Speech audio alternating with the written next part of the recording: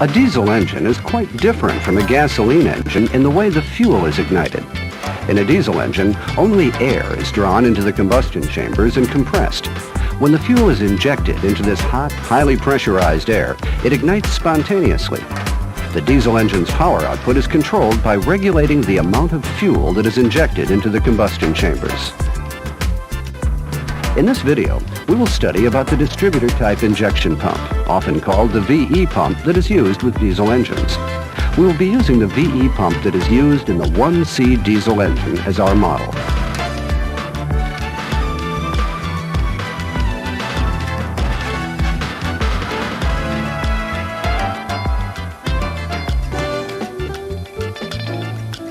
First, let's review the fuel system in general. The component in the center is the VE pump. The fuel is drawn from the fuel tank into the fuel filter by the feed pump. The filter traps any water and dirt that may be present in the fuel.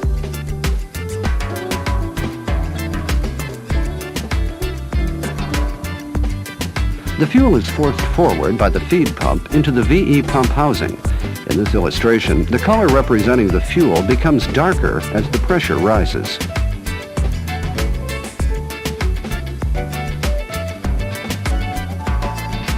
The fuel reaching the housing is compressed further by the pump plunger and travels through the delivery valve and the injection nozzles before it is injected into the combustion chambers.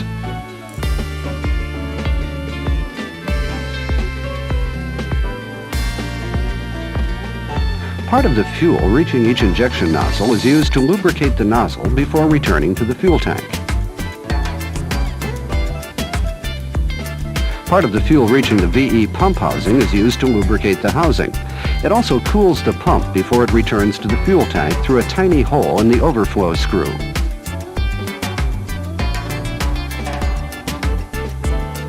Now we will look at the construction of the VE pump and study the pump functions one by one.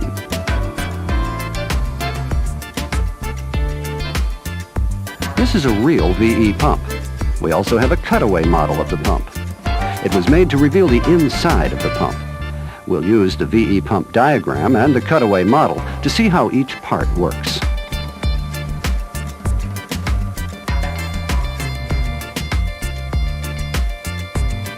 The drive shaft at the left of this illustration is driven by the engine's timing belt via the pulley and operates the VE pump.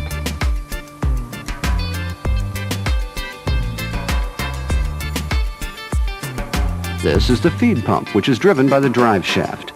The feed pump forces the fuel into the pump housing. The feed pump is shown rotated 90 degrees to the left to show its design. In reality, the feed pump is fitted here at a right angle with the drive shaft.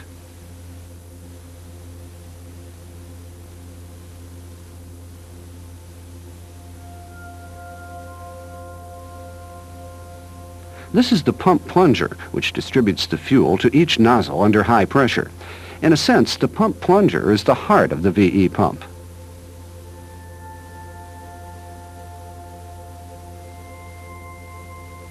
This is the fuel cutoff solenoid. When the ignition switch is turned off, this solenoid goes off and shuts off the supply of fuel to the engine. This is the governor, whose function is to regulate the amount of fuel injected. The engine speed and power output are altered by the governor in accordance with the amount of fuel injected.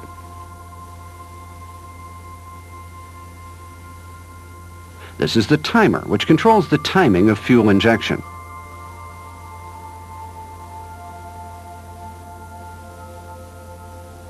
We will now study the function of each component in more detail.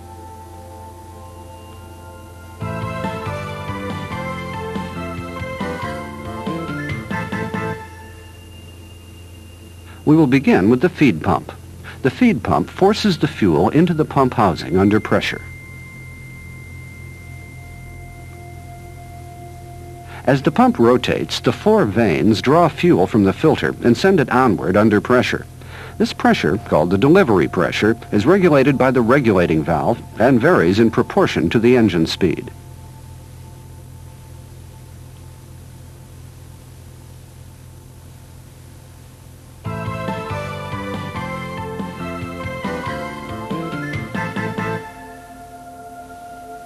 Let's go on to the pump plunger next. We'll use the cutaway model to show how the pump plunger works.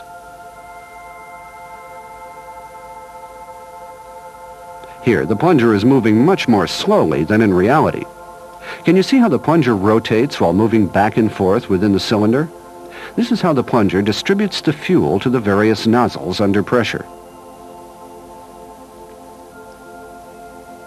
Let's look at the construction of the plunger next. The pump plunger and the cam plate are shown here, removed from the pump unit. As the drive shaft at the left rotates, it drives the cam plate and the pump plunger at the same speed via a coupling. The drive shaft rotates at half the speed of the engine's crankshaft.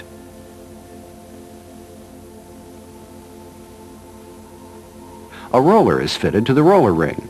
The cam plate is constantly pushed by a plunger spring against the rollers. As the cam plate rotates, the face cams ride on the rollers, pushing the plunger in and out. The cam plate has the same number of face cams as the engine has cylinders.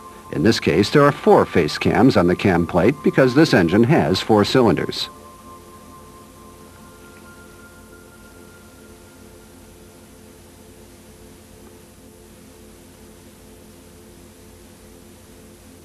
Notice that the pump plunger and cam plate rotate and reciprocate as a unit.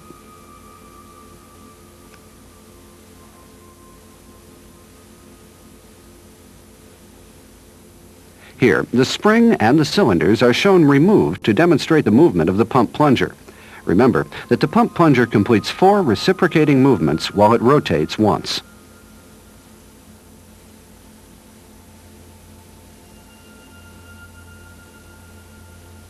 Now, let's see what the plunger achieves by these rotating and reciprocating movements.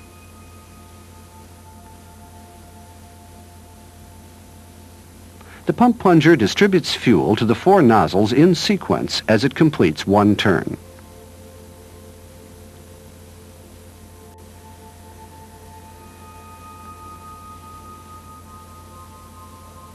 The reciprocating movement of the plunger is used to draw in fuel and deliver it to the nozzles under pressure.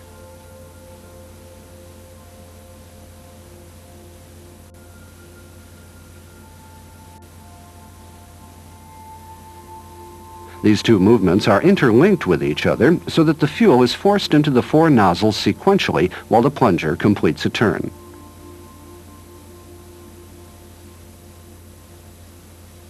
Now, let's see what happens during each stroke of the plunger.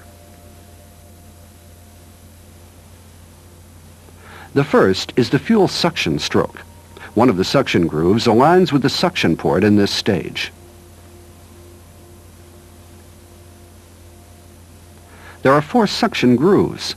The suction occurs 4 times while the plunger completes a turn. The fuel is drawn in and forced into the fuel passage that runs through the plunger.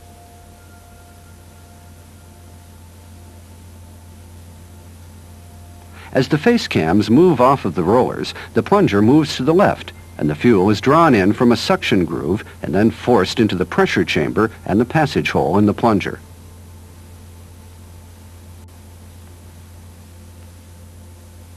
Now, let's review the suction stroke using the cutaway model.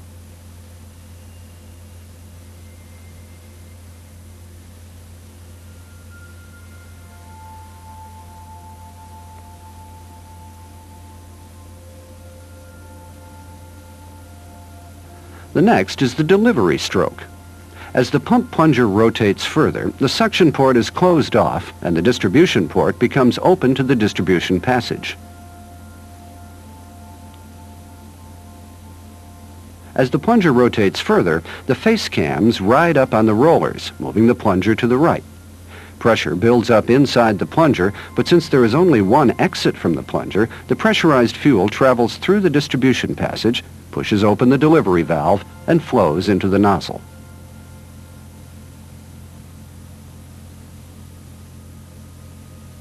Let's see this using the cutaway model.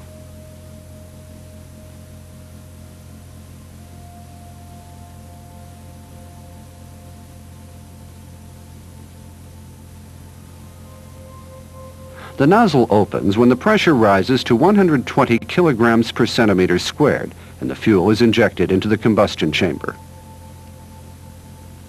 A total of 4 distribution passages are located around the plunger cylinder, 90 degrees apart from each other. The fuel is forced into 4 nozzles sequentially from these passages.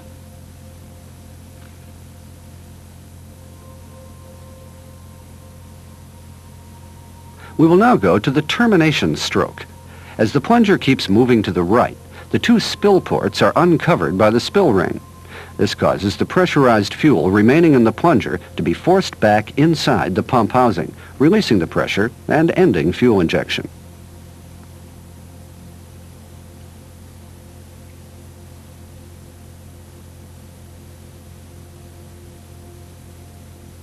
The distance the pump plunger moves from the start of fuel delivery to the end of fuel injection is called the effective stroke.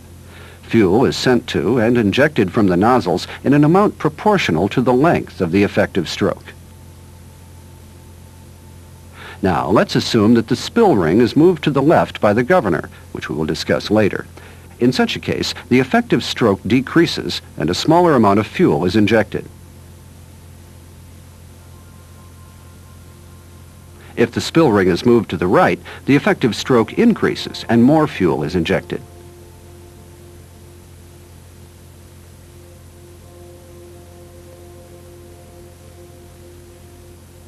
In other words, the amount of fuel injected can be regulated by changing the position of the spill ring, which in turn determines the effective stroke.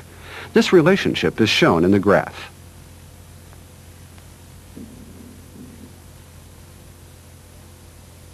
We hope you now have a better understanding of the operation of the pump plunger.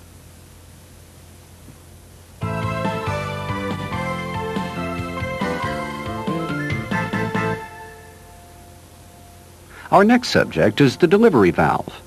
A delivery valve is located inside each distribution passage and is designed to draw back the unused fuel into the pump housing to keep the passage airtight. There are 4 delivery valves, one for each of the 4 distribution passages. Let's see how they work. As long as the fuel is pressurized, the distribution passage is kept open by this pressure. When delivery of the fuel is ended, the valve is forced back by the spring. When the valve resumes its seated position, the passage is closed off and the fuel is drawn back in. The pressure in the high pressure line drops quickly to about 20 kilograms per centimeter squared to prevent after dribble from the nozzle.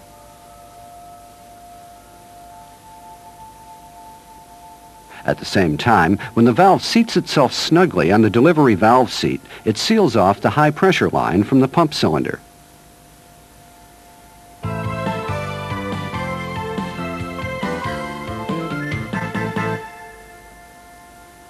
Our next subject of study is the governor. It plays the important role of controlling the amount of fuel injected into the engine.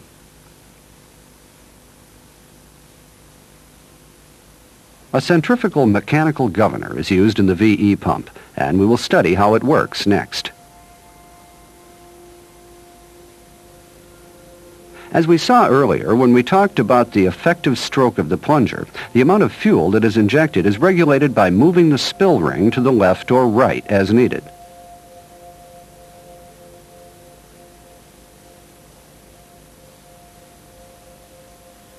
This movement of the spill ring is carried out by the governor. The spill ring is provided with a groove, and the lower end of the governor lever assembly is seated in this groove in such a way that the other end of the lever can move freely about the lever's fulcrum. The free-moving end is connected to the accelerator pedal via a spring and is pulled to the left when the pedal is depressed. As a result, the spill ring moves to the right and a larger amount of fuel is injected.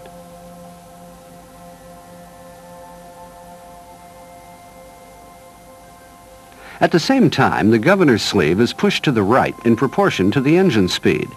This, in turn, pushes the upper side of the governor lever assembly to the right.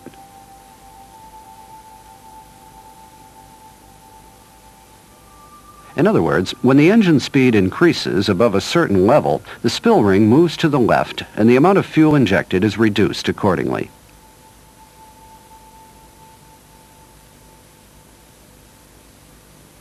The spill ring is controlled by two forces, the pulling force A and the pushing force B.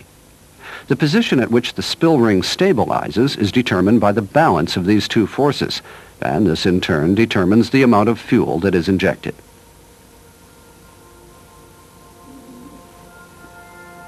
Governors may be classified into the all-speed governor and the minimum-maximum speed governor, depending on their function.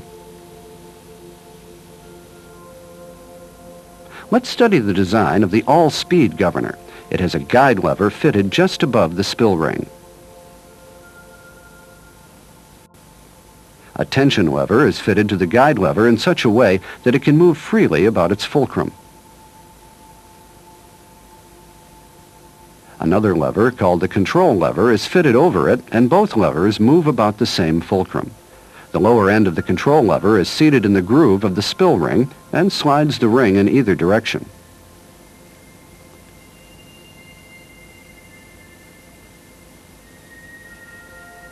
The flyweights are swung outwards by centrifugal force as the engine speed increases. This causes the governor sleeve to move to the right, pushing the control lever to the right.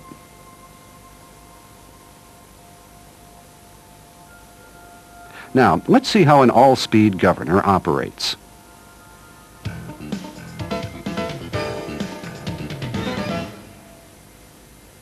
When the engine is started, its speed is still very low and only a negligible centrifugal force is acting on the flyweights. So the control lever is pulled to the left by the start spring and pushes the governor sleeve to the left. As a result, the spill ring is moved all the way to the right, supplying more than the usual amount of fuel to the engine.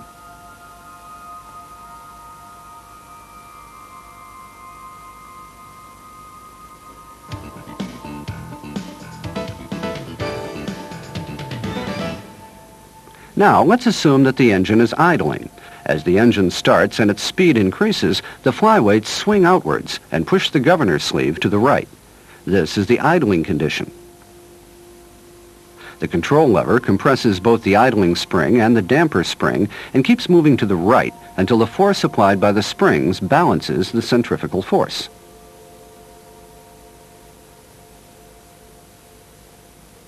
The spill ring moves to the left until the idling position is reached.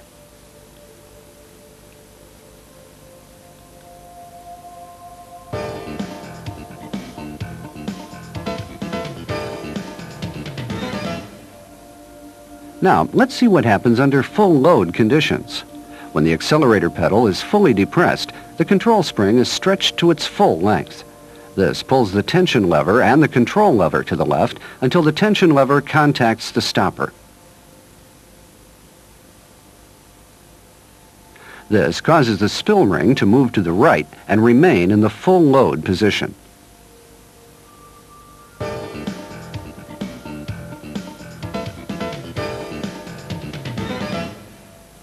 Next, let's see what happens at maximum engine speed. If the engine speed rises above a predetermined limit, the centrifugal force of the flyweights becomes greater than the tension of the control spring. When this occurs, the control lever and the tension lever are pushed to the right. This moves the spill ring to the left, reducing the amount of fuel injected. This prevents the engine from overrunning.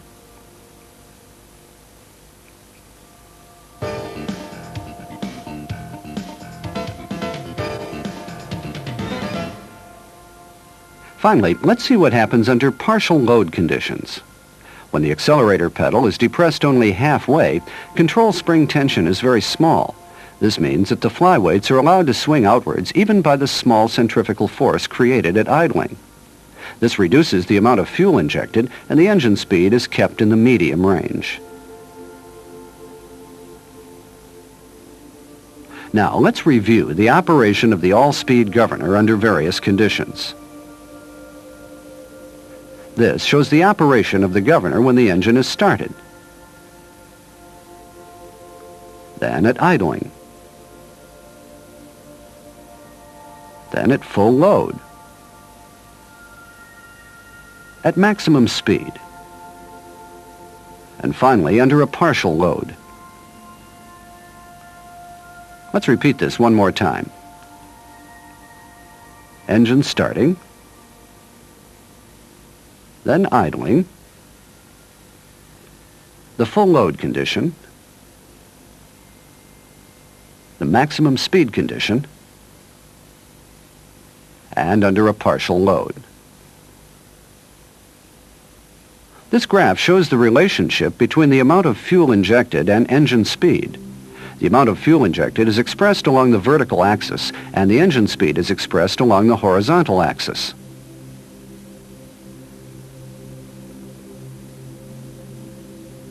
The blinking line indicates the amount of fuel injected and engine speed when the engine is started. The speed is very low, but fuel injection is at the maximum level. This is due to the additional fuel injected during starting.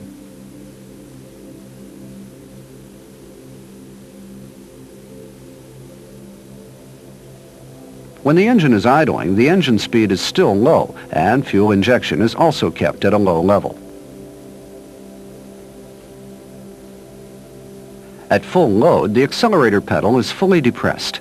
A large amount of fuel is injected, and the engine speed keeps rising until it reaches a certain level.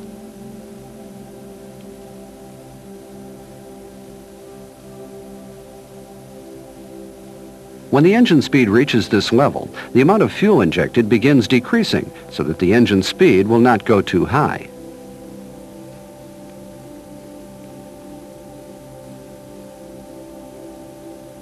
Various types of lines may be drawn for the partial load conditions depending on the amount the accelerator pedal is depressed.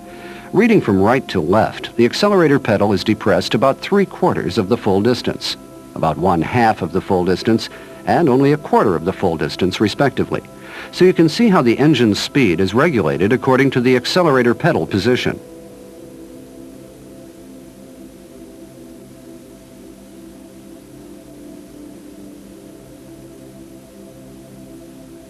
This is the unique aspect of the all-speed governor.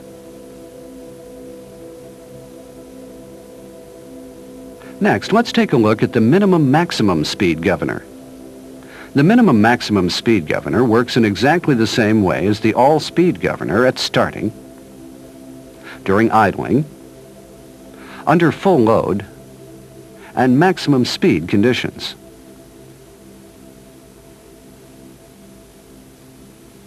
Under the partial load condition, however, even if the amount of fuel injected remains about the same, the engine speed has no ceiling and can increase continuously. In other words, the amount of fuel injected increases in exact proportion to the amount of accelerator pedal movement.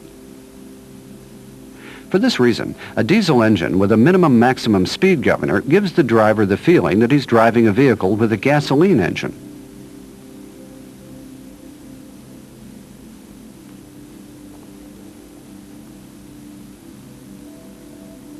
The minimum-maximum speed governor is constructed in the same way as the all-speed governor, except for the design of the control spring.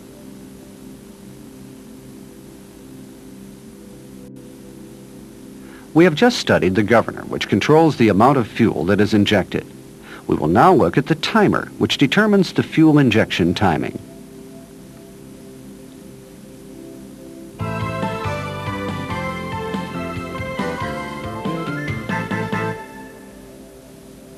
The VE pump has an automatic timer. This type of timer is designed to automatically control the timing of fuel injection in accordance with the engine's speed.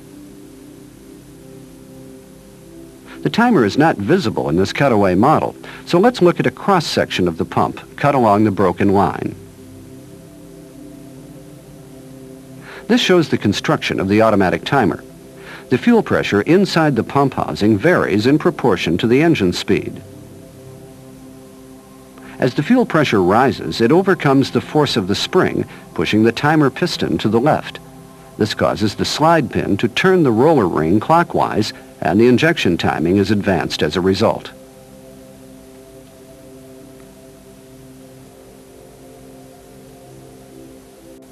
Since this alters the relative positions of the cam plate and the roller, it advances the timing of the reciprocating motion of the pump plunger as a whole.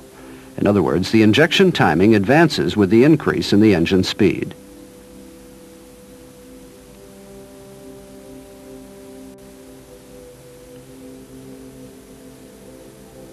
Another function of the automatic timer is to act as a load sensing timer, which controls the injection timing in accordance with the load on the engine. This timer retards the injection timing while the engine is running under a small load to minimize noise.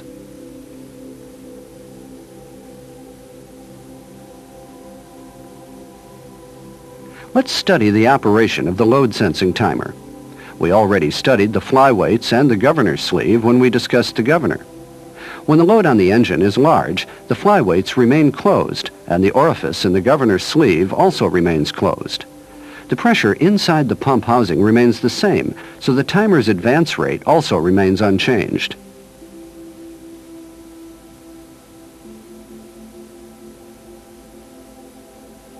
As the load becomes smaller, the flyweights begin to swing outwards, and the orifice begins to open.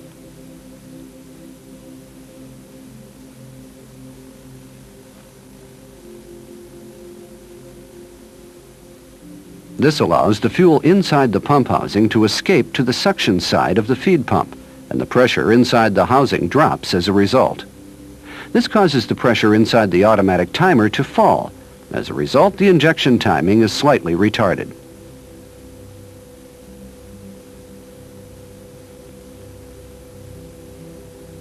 We hope you now understand the two functions of the automatic timer.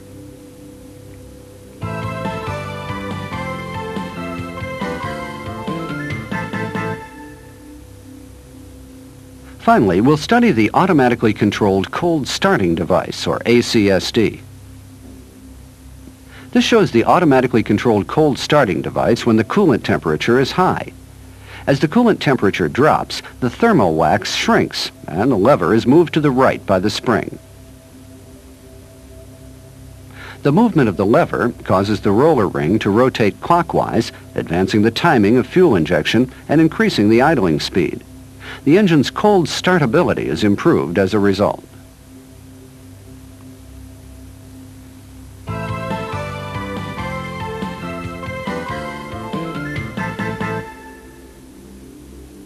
We will now study some important points concerning the removal of the VE-type injection pump from the engine.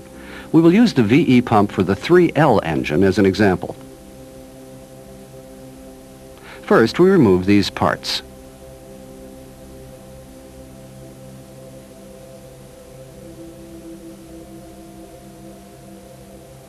If the timing belt is to be used again, you will first need to set the belt in the correct position and paint match marks on the belt and pulleys so that it can be fitted in exactly the same position later. Let's see how this is done. First, you turn the crankshaft and bring the number 1 cylinder to top dead center of the compression stroke. When you do this, you must be sure to turn the crankshaft in the normal rotational direction of the engine. Then make certain that the timing marks on the camshaft timing pulley and the pump drive pulley are aligned with the timing marks on the cylinder block.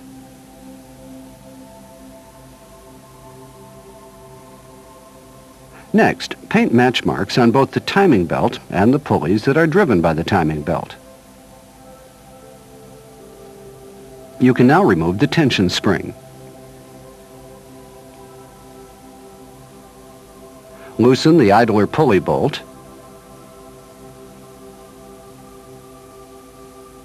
and remove the timing belt.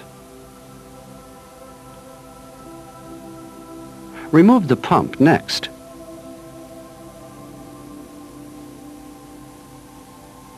But first, you must remove the pump drive pulley using SSTs.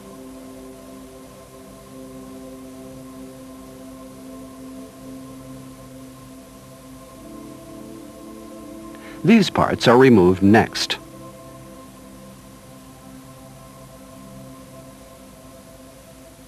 Now you can remove the pump.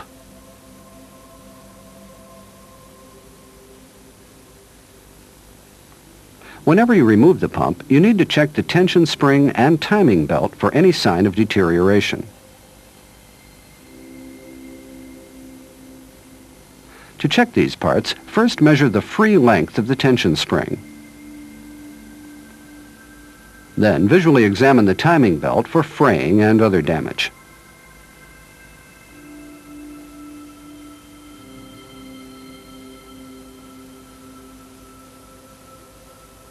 The pump is installed in basically the reverse order of its removal. First, install the pipes, hoses, and injection pump drive pulley. Next, attach the tension spring. Pry the bracket of the idler pulley towards the left as far as it will go, and tighten down the idler pulley bolt. Align the timing marks on the crankshaft and camshaft timing pulleys with their timing marks on the cylinder block. Then fit the timing belt, lining up the marks that you made during removal. Be careful when you fit the timing belt, as the pump drive pulley turns freely and may cause the positions of the match marks to change. If you install a new timing belt, align the timing marks of the pump drive pulley and cylinder block.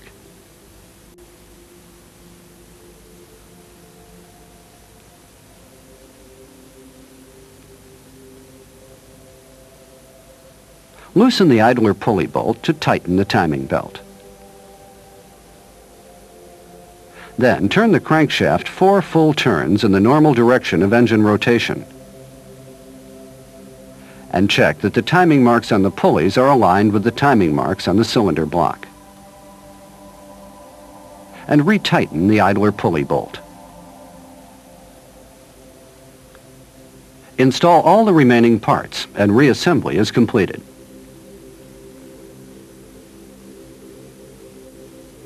The next point is the checking of the injection timing. This is done by measuring the stroke of the pump plunger with the number 1 cylinder set at top dead center of the compression stroke.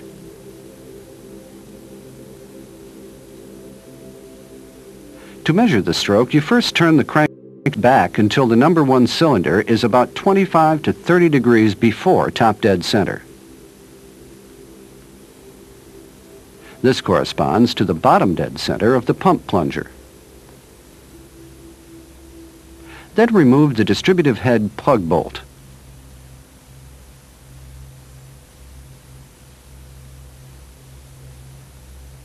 Attach the plunger stroke measuring tool and a dial indicator,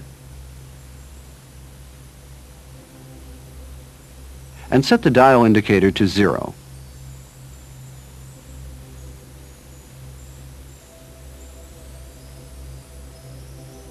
Then recheck to see that the dial indicator remains at 0 while slightly rotating the crankshaft. Then turn the crankshaft in the normal direction of engine rotation until the number 1 cylinder is exactly at top dead center. Now read the dial indicator. The reading indicates the stroke of the plunger. Next, compare this reading against the specified value and decide whether the injection timing is correct or not. If you need to adjust the injection timing, you can do so by loosening the pump bolts and nuts and turning the pump as necessary.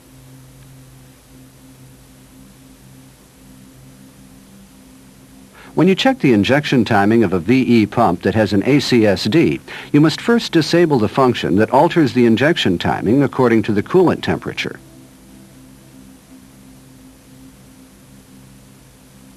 This is done by inserting a spacer between the cold starting lever and the thermal wax plunger.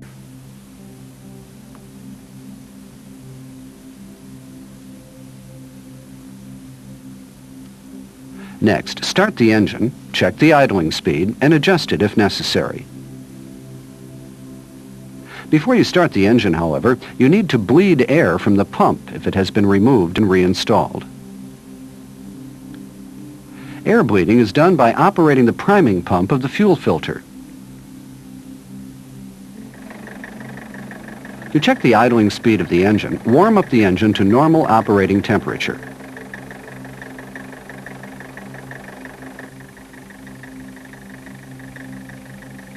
Then check that the adjusting lever is contacting the idle speed adjusting screw.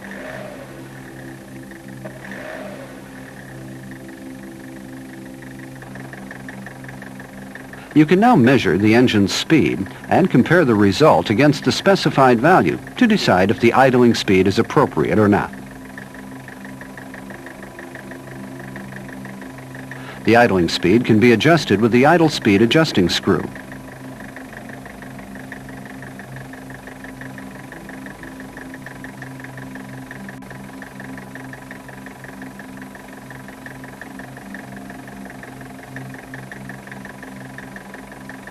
We have finished discussing the important points about servicing the VE pump. Another important servicing point is the fuel filter, which must be maintained regularly.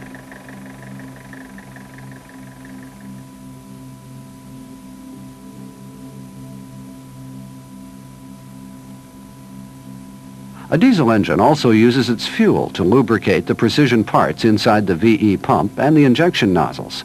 For this reason, the presence of dirt or water in the fuel will have a major adverse effect on VE pump operation.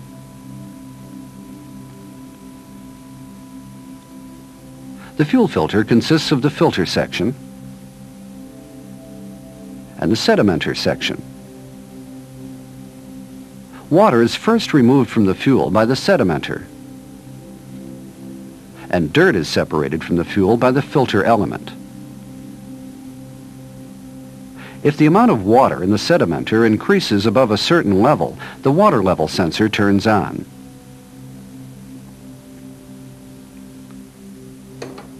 And activates the sedimenter warning light to alert the driver. When the light goes on, the water must be drained from the sedimenter.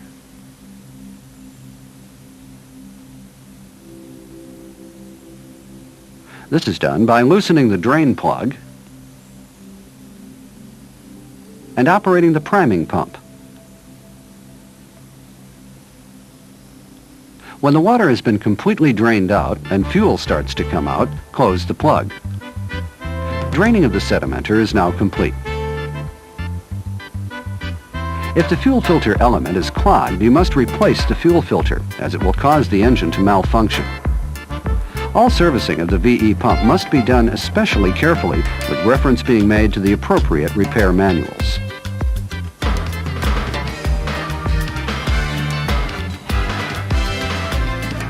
This brings us to the end of our study of the VE pump.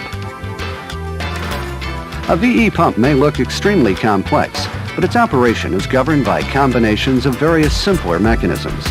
If you look at these mechanisms one by one, they are relatively easy to understand.